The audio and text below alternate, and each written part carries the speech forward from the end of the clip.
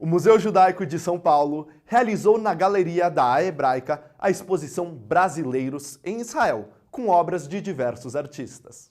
A exposição retrata brasileiros judeus e não judeus que vivenciaram Israel, fazendo um intercâmbio cultural, seja com livros, projetos ou construções, mostrando que o nosso país tem colocação dentro do Estado de Israel. Tânia, quem são essas figuras importantes dessa exposição? Bom, você viu que a gente começou com Dom Pedro II, a gente passou por Oswaldo Aranha. Eu acho que as mais familiares para nós na comunidade são o Leon Pfeffer, que foi o primeiro cônsul honorário, Uron Mandel, que frequentou a Hebraica e fez uma série de coisas aqui, que viveu uma temporada na época da Guerra da Independência em Israel.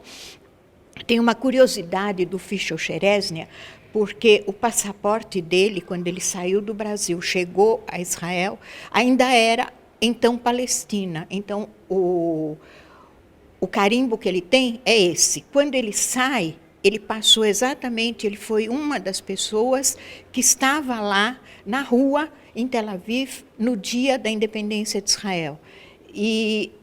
Então, quando ele sai para voltar para o Brasil, o carimbo já é Estado de Israel. O Vittorio Corinaldi, que está em Israel, não é? Que os mais velhos conhecem pela participação muito ativa dele. Primeiro falar do Oscar Niemeyer, não é? Ele viveu 6 meses em Tel Aviv. E muita gente que vai no shopping center de Tel Aviv, que foi construído em 1972, não sabe, faz compras lá e não sabe que o projeto é do Niemeyer, de um brasileiro. O Davi Perloff, acho que nem é preciso falar, muita gente conhece, ele teve uma vida muito dedicada ao cinema. E o Cândido Portinari, nesta exposição, foi assim uma surpresa ver quanto material nós temos lá no CDM do Portinari. Inclusive fala dos 6 meses que ele viveu em Israel. E o ponto alto da exposição, que são os 2 quadros do Portinari, este do café e aquele que retrata o kibbutz. Inclusive tem uma capa de um disco que foi feito em Israel e que retrata aquele quadro do Portinari. Conta um pouquinho para a gente sobre esses livros. Então, esses livros são edições que foram feitas em Israel. Este é Dona Flor e seus 2 maridos, de Jorge Amado. Este é Terras do Sem Fim, de Jorge Amado. Ali tem Grande Sertão Veredas.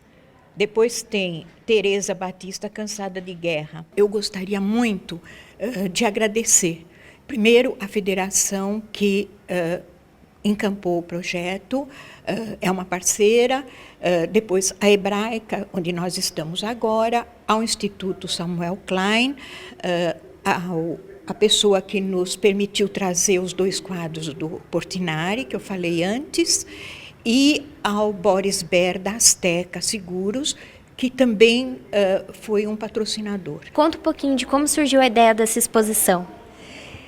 A exposição surgiu por causa dos 70 anos da fundação do Estado de Israel.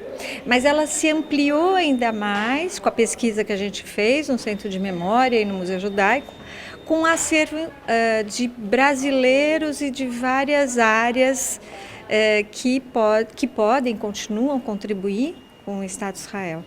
E aí, o que a gente tem percebido nessa trajetória, desde março até agora, é que as pessoas se surpreendem com essas personalidades. Então, Dom Pedro, e essa surpresa é o que moveu essa pesquisa a continuar.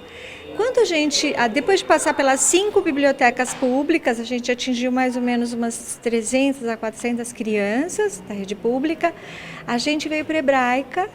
E aqui na Hebraica a gente ampliou com novos temas. Então a gente tem os movimentos juvenis e trouxemos também os jovens para essa exposição. A exposição ficará aberta ao público até o dia 20 de outubro.